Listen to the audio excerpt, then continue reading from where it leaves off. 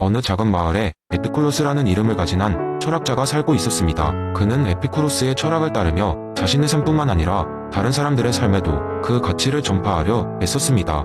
하지만 에피쿠로스의 주변 사람들은 그의 이러한 생각을 지루한 쾌락주의라며 별로 중요하게 여기지 않았습니다. 어느 날 에피쿠로스는 마을 사람들에게 자신의 철학을 이해시키고 그들의 삶을 바꾸기 위해 특별한 이벤트를 열기로 결심했습니다. 그는 마을 가운데 있는 큰 광장을 빌려 에피쿠로스의 초대 평화로운 마음 체험하기라는 이름의 페스티벌을 열었습니다. 페스티벌의 첫 번째 부스는 욕망 해결사였습니다.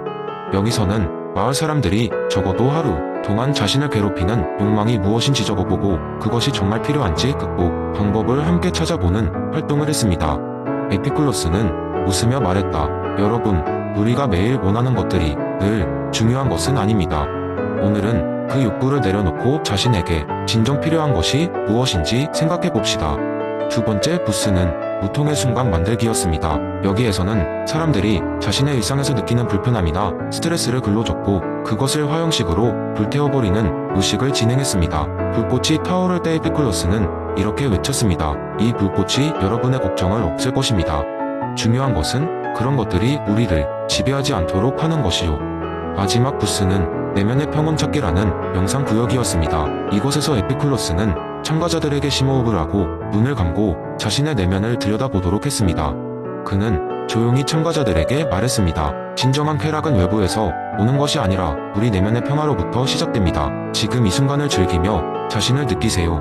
페스티벌이 끝난 뒤 마을 사람들은 생각에 잠겼습니다. 그동안 끊임없이 무언가를 추구하며 살던 그들은 에피쿠로스의 메시지를 통해 욕망을 절제하고 대신 평온을 찾는 것이 얼마나 중요한지를 깨닫게 되었습니다. 몇 주 후 에피쿠로스를 만난 마을 사람들은 그에게 감사 인사를 전했습니다. 한 농부는 이렇게 말했습니다. 에피쿠로스, 덕분에 나는 더 이상 쉴 틈 없이 일하지 않고 가족과 함께하는 시간의 가치를 깨달았소. 진정한 쾌락은 바로 그런 평온함에서 온다는 것을 배웠지요. 그 후로 마을은 변했습니다.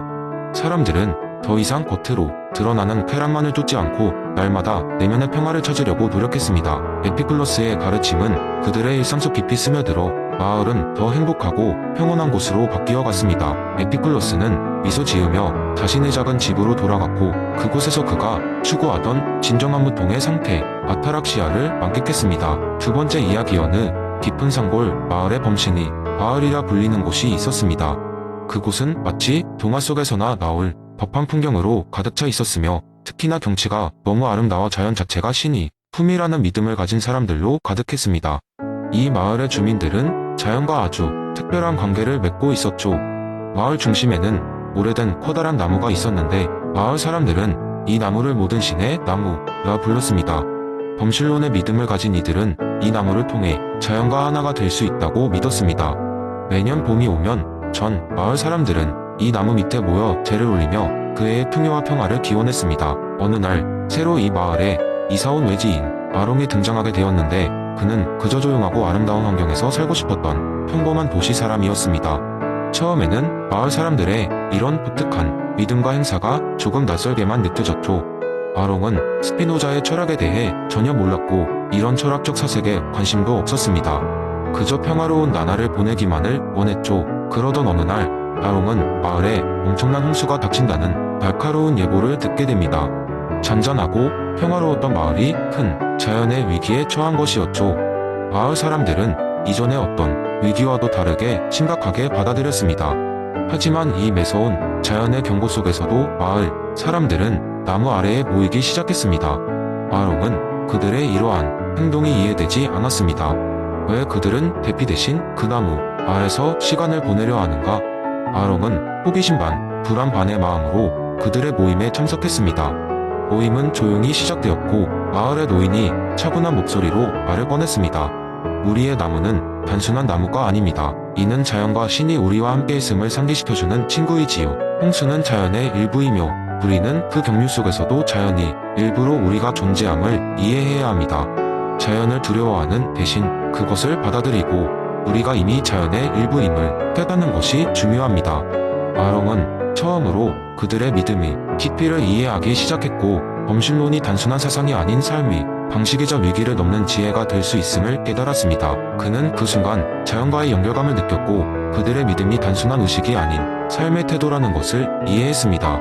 결국 홍수는 마을을 피해 지나갔고 자연의 변화 속에서 아롱은 서서히 자연과 하나가 되는 법을 배워갔습니다.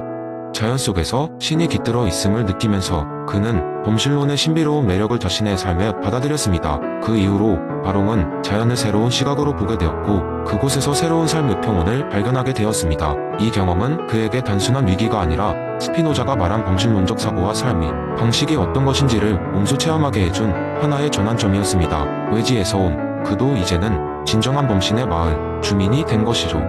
세 번째 이야기, 옛날 옛적 돈 로크가 살고 있던 영국의 어느 작은 마을에 아주 특별한 학교가 있었다. 이 학교는 백지 학교라고 불리며 아이들을 특별한 방식으로 교육하는 곳으로 유명했다. 이 학교의 교장인 로버트 선생님은 존 로크의 백지설을 강하게 믿고 이를 교육 철학의 핵심으로 삼았다. 새 학기의 시작과 함께 많은 호기심 가득한 아이들이 학교에 도착했다. 아이들의 부모들은 이 학교의 독특한 교육 방식에 대해 많은 이야기를 들었고 자녀들에게 최고의 교육을 제공하기 위해 먼 길을 마다하지 않고 아이들을 데려왔다. 첫날 로버트 선생님은 흰색 칠판을 갖고 교실에 들어와 아이들에게 이렇게 말했다. 여러분, 이 칠판을 보세요. 아무것도 적혀있지 않죠? 이 칠판은 마치 여러분의 마음과 같습니다. 깨끗하고 순수하며 무한한 가능성을 지니고 있죠. 아이들은 고개를 끄덕였지만 이해를 못하는 듯한 표정이었다. 이에 로버트 선생님은 실험을 하나 해보기로 했다. 여러분, 우리가 하루 종일 교실 밖에 나가서 새로운 경험을 하고 그 후에 이 칠판에 배운 것을 기록해 봅시다. 그날부터 아이들은 매일 학교에 와서 다양한 경험을 하기 시작했다. 숲속을 탐험하며 자연에 대해 배우고 시장에 가서 상인들과 대화하며 경제를 체험하고 동네 어르신들을 만나 그들의 이야기에서 지혜를 얻었다. 저마다의 경험은 각자 다른 색깔과 형태로 칠판에 기록되었다. 어느 날 오후 아이 중 한 명인 엘리엇이 질문을 던졌다. 선생님, 처음에 우리가 아무것도 몰랐다면 우리가 하는 모든 것은 정말 새롭고 중요한 건가요? 아니면 어딘가에 이미 있는 것을 배우는 것뿐인가요? 로버트 선생님은 엘리엇의 질문에 웃으며 답했다. 좋은 질문이에요, 엘리엇. 새로운 것은 우리가 경험으로 가져오지 않았다면 존재하지 않던 것일 수도 있어요. 그리고 내가 지금 배운 것들이 다른 사람이 이미 알고 있던 것이라고 해도 각자에게는 그 경험이 새로운 것이니 그건 그 지식을 내 것이라고 할 수 있죠. 시간이 흐르고 아이들은 자신만의 독특한 지식의 칠판을 갖게 되었다. 그들의 빈서판은 각기 다른 경험으로 가득 찼고 서로의 칠판에 적힌 내용을 비교하며 더 넓고 깊은 시야를 갖게 되었다. 졸업식 날, 로버트 선생님은 모든 아이들에게 빈 다이어리를 하나씩 나눠주며 마지막 말씀을 전했다. 이제 여러분의 빈서판은 여러분의 선택과 경험으로 가득 차 있습니다. 이 다이어리는 그 여정의 또 다른 시작을 위한 것입니다. 앞으로도 계속해서 여러분의 삶을 기록하세요. 백지설이 말하듯 여러분의 마음은 언제든지 새로운 것으로 채워질 수 있으니까요. 그리하여 백지 학교의 학생들은 자신만의 방식으로 세상을 탐험하며 성장해 나갔다. 그들의 마음속 빈 칠판은 끊임없이 새로운 경험과 지식으로 채워지고 있었다. 그리고 그들은 늘 새로운 것을 배우고 창조해 나갈 준비가 되어 있었다. 네 번째 이야기. 어느 날 알랭 바디우 철학의 영향을 받은 사람들로 구성된 작은 독서 모임이 있었습니다. 이 모임은 매주 한 권의 철학책을 읽고 토론하며 그에 대한 이해를 넓혀가는 것을 목표로 하고 있었습니다. 5명의 멤버들은 각자의 삶에서 일어난 작은 사건들이 어떻게 그들의 사고방식과 세계관을 변화시켰는지에 대해 이야기를 나누곤 했습니다. 어느 주말 호기심 많은 대학생인 지수는 바디우의 사건 개념을 읽고 자신만의 사건을 찾고 싶다는 생각을 하게 되었습니다. 그녀는 바디우의 개념이 마치 미지의 보물지도처럼 느껴졌고 그 보물을 찾아 새로운 시각을 획득하고 싶었습니다. 하지만 문제는 사건이 쉽게 찾아오지 않는다는 것이었습니다. 그것은 예고 없이 삶에 찾아와 모든 날을 바꿔놓는 것이었기에 지수는 매일 아침 내적 변화에 대한 기대를 안고 일어나곤 했습니다. 그러던 중 지수는 친구들과 함께 작은 거리 문화축제에 참여하기로 했습니다.